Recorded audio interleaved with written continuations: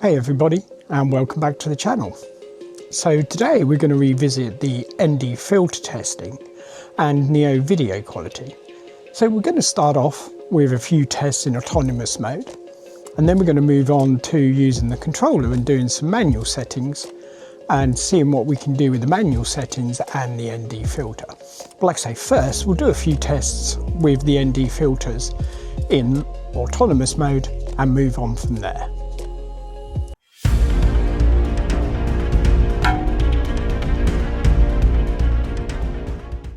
The first thing we're going to do is do some dronies, one without any filters.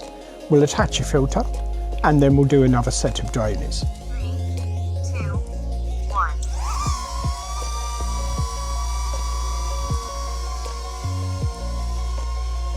So this first one has no ND filter, so this is just straight out of the drone as it is with nothing attached. And then what we'll do in a second when it comes back in is we'll put on an ND8 and send it out again.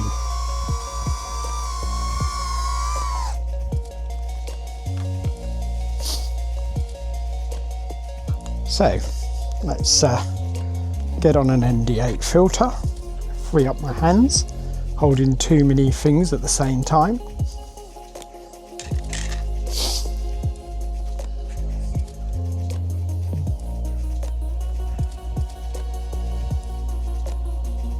Okay, so that is an ND8 on there now. And we'll do exactly the same test again, so we're going to send it back off in a droney.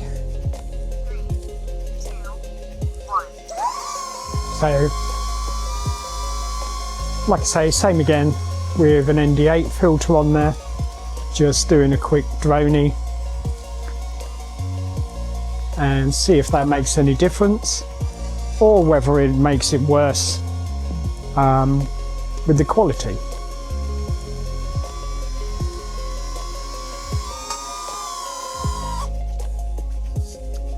Okay, and we'll swap that now to a 16.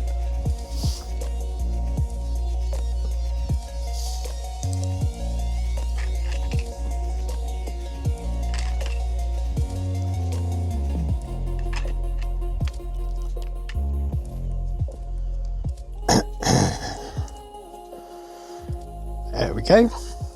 That is now a ND16 on there.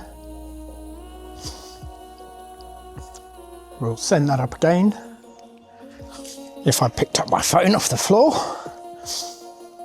and see whether that makes any difference to the image quality. 3, 2, 1.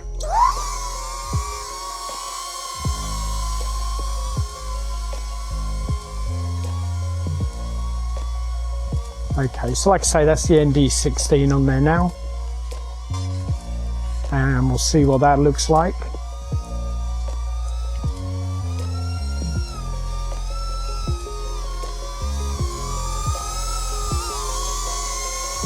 Okay. Yeah, didn't want to come back to my hand, but there we go. Okay, we'll now add the third 2 and see what it makes of that.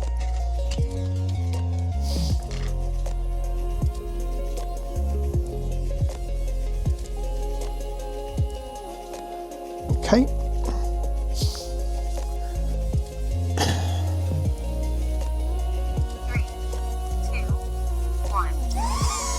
Okay, so this is now with the ND32.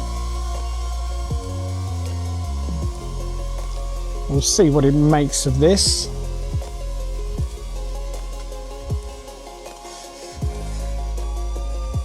And then we'll take a look at all the footage we've just captured and see what difference these filters, if anything, have made in autonomous mode. Okay. So that was all of the 3 filters on there, the ND8, ND16 and the ND32. We'll now take a look at that footage and see what difference those filters made in each of the videos. Okay, so looking at the test with no filter, you'll notice the grass and myself slightly overexposed. overexposed. Now that is quite surprising because it is quite a dullish day, but there is some degree of overexposure there. If we now have a look at the ND8, it has corrected some of the overexposure. The grass looks a bit better, but what you will notice is it has introduced a lot of noise into the image, which isn't necessarily an improvement. And again, looking at the 16 and the 32, they have now introduced way too much noise. So I think in conclusion on this, that on a dullish day, ND filters are not going to be a good choice at all. But what you could do is to just correct the image in post, and hopefully this would do better than having the ND filters on the Neo. So in autonomous mode, ND filters, unless it's an extremely sunny day, are not going to help. Okay, so it's a little bit sunnier today, so we're going to have a try and see if it'll make any difference in the sunnier conditions. So we'll do the same again, exactly the same tests, and see what results we can get. Even though we do have a little bit of wind, so we'll see how we cope with the gusts of wind. Try and get it done in between them, fingers crossed.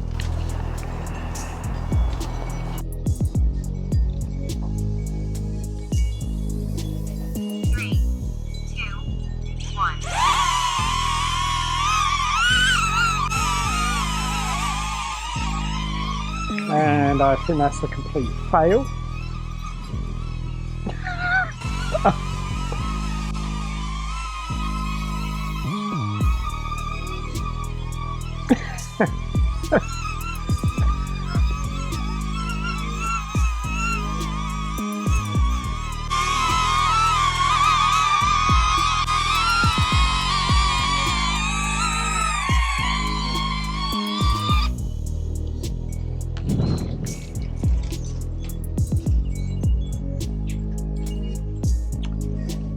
So I think that'll be classed as a complete failure.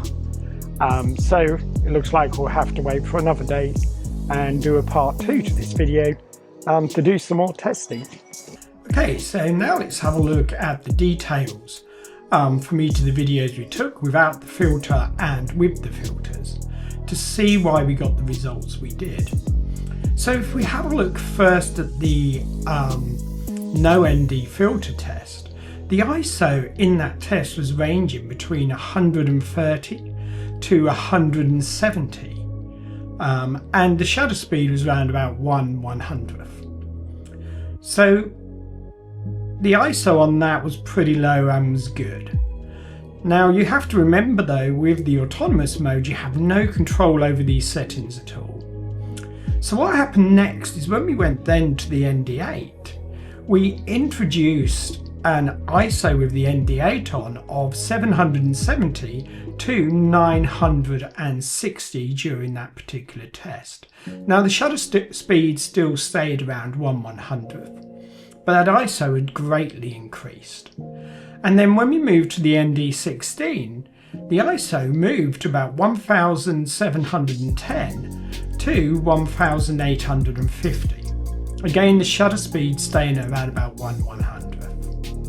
And then with the ND32, we then increased it again on the ISO. So it was 2350 to 3540. And again, the shutter speed was still around about 1/100th. So as you can see, using ND filters in the autonomous mode is not ideal.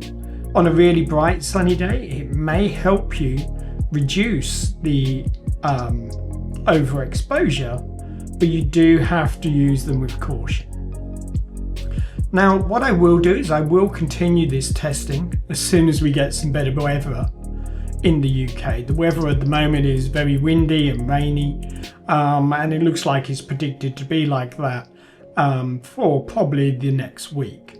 So I will do part 2 where we'll look at how we can change those video settings, use the ND filters, why we have full control using the controller with the Neo, and not in the autonomous mode.